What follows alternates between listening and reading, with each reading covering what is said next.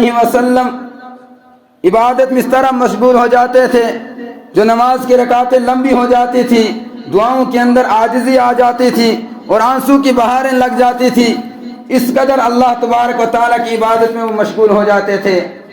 اور مجھے اور آپ کو بھی یہ موقع غنیمت سمجھنا چاہیے۔ اللہ تبارک و تعالیٰ نے مجھے اور آپ کو موقع عطا فرمایا ہے۔ پچھلے سال ہم لوگ ہمارے ساتھ حیات تھے، مسجدوں کے اندر ہمارے ساتھ آیا کرتے تھے، ہمارے ساتھ کھیلا کرتے تھے، ہنسی مذاق کیا کرتے تھے، لیکن آج وہ ہمارے ساتھ نہیں ہیں۔ وہ بھی پچھلے سال اسی زمین کے اوپر تھے، لیکن آج وہ اس زمین کے اوپر نہیں رہے ہیں، آج وہ اس زمین کے نیچے چلے گئے ہیں، آج ان کے پاس موقع نہیں ہے۔ آج وہ چاہت کرتے ہوں گے ہم ایک مرتبہ الحمدللہ پڑھ لیتے، لیکن یہ نہیں پڑھ سکتے ہیں۔ مجھے اور آپ کو اللہ تبارک و تعالیٰ نے یہ موقع عطا کیا ہے، اس موقع کو غنیمت سمجھنا چاہیے۔ اور اللہ کے نبی صلی اللہ علیہ وسلم نے فرمایا رمضان المبارک کے اندر 4 چیزوں کو کثرت سے یاد کرنا چاہیے۔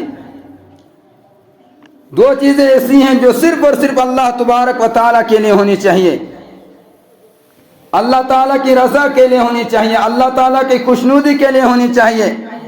پہلی چیز ذکر لا الہ الا اللہ کو کثرت سے کرنا چاہیے، اور دوسری جو چیز ہے وہ استغفار ہے۔ یہ 2 چیزیں صرف اور صرف اللہ تعالیٰ کے لیے ہی ہونی چاہیے۔ اور لا الہ الا اللہ کی بہت بڑی فضیلت ہے۔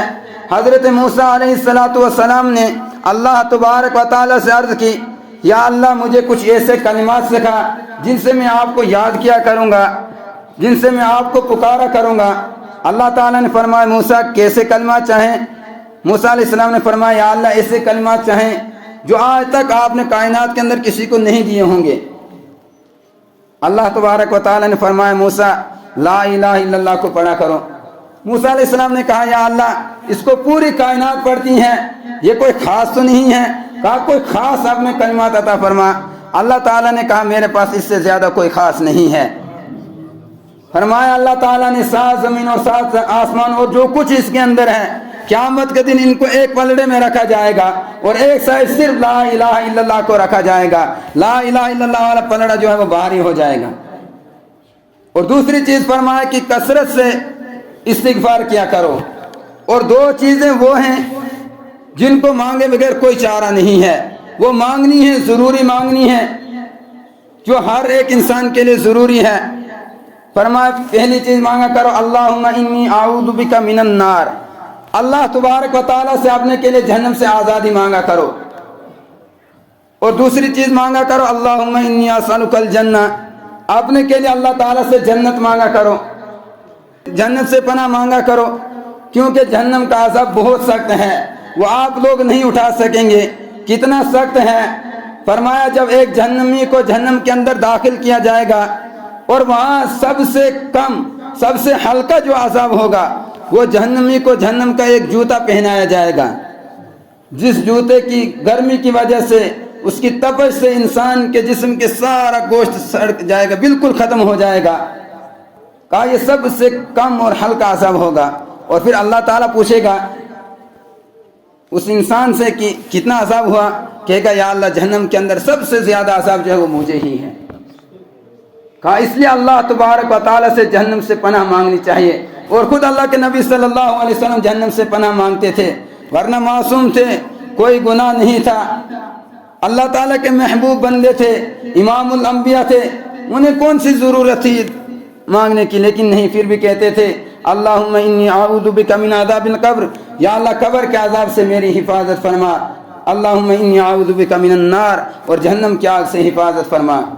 اور خود اللہ کے نبی صلی اللہ علیہ وسلم نے فرمایا اے صحابہ تب تک جنت سب پر حرام ہے جب تک نہ میں جنت کے اندر داخل ہوں گا، جب تک میرے قدم جنت کے اندر داخل نہیں ہوں گے کوئی بھی نبی جنت کے اندر داخل نہیں ہوگا۔ لیکن پھر بھی کہ اللہ تعالیٰ سے مانگتے تھے اللہم انی اعوذ بک من النار۔ یہ امت کو تربیت دی اور فرمایا اللہ تبارک و تعالیٰ میری امت کے روزے داروں کو 5 انعام عطا کرتے ہیں۔ پہلا انعام یہ عطا کرتا ہے اللہ تعالیٰ کہ روزے دار کے منہ سے جو بو نکلتی ہے اللہ تبارک و تعالیٰ کو وہ بو اتنی پسند ہے، جنت کی خوشبو سے بھی زیادہ پسند ہے وہ بو۔ اور دوسرا انعام اللہ تبارک و تعالیٰ جو روزے دار کو عطا کرتے ہیں وہ یہ ہے کہ سمندر کی مچھلیاں روزے دار کے لیے مغفرت کی دعائیں کرتی ہیں۔ اللہ تبارک و تعالیٰ انسان کی محبت مخلوقات کے اندر پیدا کرتے ہیں، اور حدیث پاک کے اندر اللہ کے نبی صلی اللہ علیہ وسلم نے فرمایا جب کسی بندے سے اللہ تبارک و تعالیٰ محبت کرتا ہے اور اللہ تبارک و تعالیٰ حضرت جبرائیل کو کہتا ہے کہ جبرائیل میں فلاں انسان سے محبت کرتا ہوں، آپ بھی اس سے محبت کریں۔ جب جبرائیل کہتا ہے یا اللہ مجھے محبت ہوگی، پھر اللہ تعالیٰ کہتے ہیں آپ جائیں آسمان کے اوپر اعلان کریں کہ اللہ تعالیٰ فلاں انسان سے محبت کرتے ہیں، آپ بھی اس سے محبت کریں۔ اور جب اس سے محبت کرتے ہیں پھر اللہ تبارک و تعالیٰ دنیاوی مخلوقات کے اندر ایٹومیٹک ہی اس کی محبت پیدا کرتے ہیں، یہاں تک کہ سمندر کی مچھلیوں کے ان کے اندر بھی اس کی محبت پیدا ہوتی ہے۔ یہاں سمندر کی مچھلیوں کو کیوں مخصوص کیا؟ فرمایا کہ روزے دار جو ہوتا ہے اس کو پیاس زیادہ لگتی ہے، جس وقت پیاس لگتی ہے اس کو پانی پینے کا جی چاہتا ہے، اور سمندر کی مچھلیاں کہتی ہیں ان کے لیے پانی زندگی ہے ان کی، وہ کہتی ہیں یا ادھر اگر آ جاتا اللہ تعالیٰ آپ کو حکم دیتے آپ ہمارے پاس ادھر پانی پیتے، لیکن اللہ تعالیٰ کہتا ہے ایسا مت کہو، آپ اس کے لیے دعا کرو، یہ میرے حکم کی پابندی کر رہا ہے، آپ دعا کرو میں آپ کی دعا کو قبول کروں گا۔ اور تیسرا انعام یہ ہے روزے دار کے لیے کہ اللہ تبارک و تعالیٰ سرکش شیاطینوں کو بند کر دیتے ہیں، اور فرشتوں کو حکم دیتے ہیں اللہ تعالیٰ کہ ان کو آج بند کر دو، انہوں نے 11 مہینوں کے اندر میرے بندوں کو مجھ سے دور رکھا ہے، میرا جو تعلق میرے بندوں کے ساتھ تھا انہوں نے اس کو کاٹ دیا، آج ان کو بند کر دو، آج یہ مہینہ میرے اور میرے بندوں کی ملاقات کا مہینہ ہے۔ اور پھر اللہ تعالیٰ ندا کرتے ہیں، آوازیں دیتے ہیں کہ اب آ جاؤ، آج میں نے شیاطینوں کو بند کر رکھا ہے، آج آپ آ جاؤ، راستہ بالکل صاف ہے۔ آج تک آپ کہتے تھے کہ شیطان پر لعنت ہو، یہ ہمیں یہ عمل نہیں کرنے دیتا ہے، لیکن آج میں نے اس کو بند کر کے رکھا ہے، آپ آج آ جاؤ۔ اللہ تعالیٰ فرماتے ہیں یا ایھا الانسان ما غرک بربک الکریم، اے انسان تجھے کون سی مخلوق ہے جو مجھے رب کریم سے دور کر رہی ہے۔ حقائق کے اندر ایک واقعہ لکھا ہے، یہ سچ ہے یا نہیں ہے لیکن سبق آموز ہے۔ ایک شخص تھا جو 70 سال سے ایک بت کو پکار رہا تھا، کہہ رہا تھا یا صنم یا صنم یا صنم، اب بت کو پکار رہا تھا، وہ تو بولتا نہیں تھا۔ 70 سال گزر گئے، 70 سال کے بعد اس کو نیند کا غلبہ ہوا، نیند کے غلبے کی وجہ سے اس کی زبان سے نکل گیا یا سمد، تو اللہ تبارک و تعالیٰ نے کہا اے میرے بندے میں حاضر ہوں۔ فرشتے کہنے لگے یا اللہ یہ آپ کو نہیں پکار رہا ہے، یہ تو اس کو پتھر کو پکار رہا ہے، بت کو پکار رہا ہے۔ کہا یہ آپ کو نہیں پکار رہا ہے، یہ نیند کی وجہ سے اس سے نکل گیا، تو آپ نے لبیک کہا لیا۔ تو اللہ تعالیٰ نے کہا اے میرے فرشتوں 70 سال تک یہ اس بت کو پکارتا رہا لیکن اس کو کچھ نہیں ملا، اگر اس نے آج مجھے ایک مرتبہ پکارا آج میں بھی نہیں سنوں گا تو پھر میرا اور اس بت کے اندر کیا فرق رہ گیا۔ تو میرے بھائیوں آج رمضان المبارک کا مہینہ ہے اور اتنا خوش نصیب مہینہ ہے، آج اللہ تبارک و تعالیٰ سے ہمیشہ معافی مانگنی چاہیے، اپنی غلطیوں پر ندامت کرنی چاہیے، یہ موقع بار بار نہیں ملتا ہے، اس لیے اللہ تبارک و تعالیٰ نے شیطانوں کو بند کر کے رکھا ہے۔ تو اللہ تبارک و تعالیٰ فرماتے ہیں کہ میں نے اپنے محبوب سے وعدہ کیا ہے کہ میں آپ کی امت کو نہیں چھوڑوں گا، اور اللہ تبارک و تعالیٰ ہر طرف یہ اعلان کرتے ہیں، کسی شاعر نے ترجمانی کی ہے کہ ہم تو مائل بکرم ہیں کوئی سائل ہی نہیں ہے، ہم راہ دکھلاوے کسے کوئی راہ رو منزل ہی نہیں ہے۔ اللہ تعالیٰ فرماتے ہیں ہم تو مائل بکرم ہیں، ہم تو کرم کرنے والے ہیں، کوئی سائل ہی نہیں ہے، کوئی مانگنے والا ہی نہیں ہے۔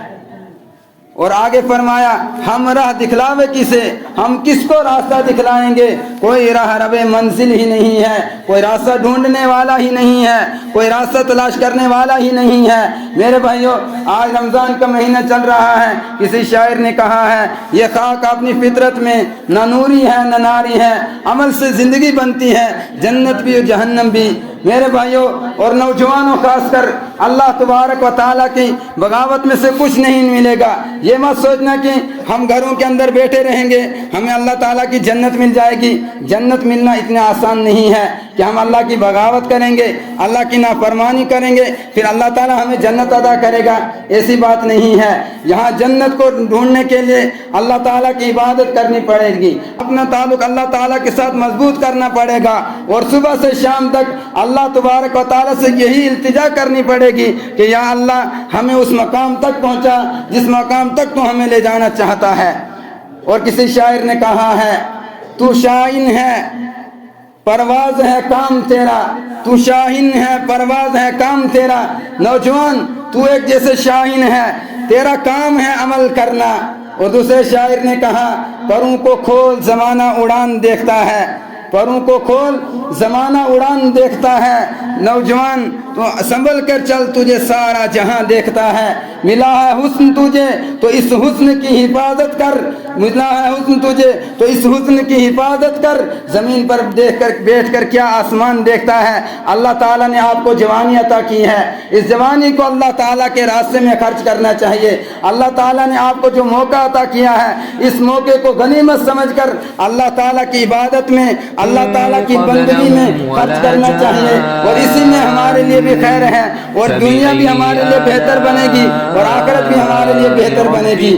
اپنے محبوب کی امت کو عطا فرماتے ہیں وہ یہ ہے کہ اللہ تبارک و تعالی ہر دن جنت کو سجاتا ہے, اور جنت کو سجانے کے بعد جنت سے مخاطب ہو کر فرماتے ہیں اے جنت تجھے معلوم ہے میں نے کیوں سجایا. جنت کہتے ہیں یا اللہ نہیں, تو اللہ تبارک و تعالی فرماتے ہیں کہ میری محبوب کی امت ہے, یہ بھوکے پیٹ ہوتے ہیں, ان کو بھوک لگتی ہے, ان کو پیاس لگتی ہے, اگر کوئی آپ کے پاس آ جائے گا اس کے استقبال کے لیے تو تیار رہے. اور لاسٹ میں اللہ تبارک و تعالی جس طرح ایک مزدور مزدوری کرتا ہے لاسٹ پر اس کو ہم مزدوری دیتے ہیں, اسی طرح جب پورا رمضان مبارک کا مہینہ گزر جاتا ہے, جب رمضان مبارک کی آخری رات ہوتی ہے, اس رات کے اندر اللہ تبارک و تعالی اپنے سارے بندوں کے گناہوں کو معاف فرما دیتے ہیں. اور اللہ تبارک و تعالی سے دعا کریں اللہ تبارک و تعالی ہمیں رمضان مبارک کی قدر کرنے کی توفیق عطا فرمائے.